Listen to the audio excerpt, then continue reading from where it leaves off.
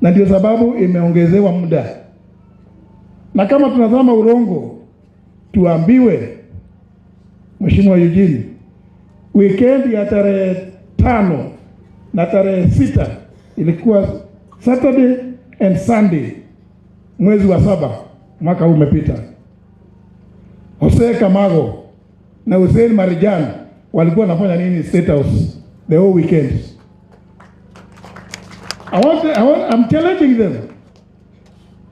Watuambie hao Marijan na Jose Kamago ambaye ndiye mkubwa wa hiyo Smartmatic, na mnakumbuka aliposhikwa na ule DCI alikuweko Kinoti, walipelekwa kwa mtu anaitwa Abdullahi na walikuwa na vifaa vya IEBC documents.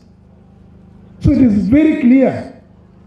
Kile kitu inafanya William Ruto ashinda akitukana sisi, akisema huyu Rigiji, huyu Kalonzo, sisi toze hatuna akili, ni kwa sababu anafikiria vile yule commissioner ambaye ndiye local partner wa Smartmatic, na sasa huyo commissioner ni advisor wake. Tuongee ukweli.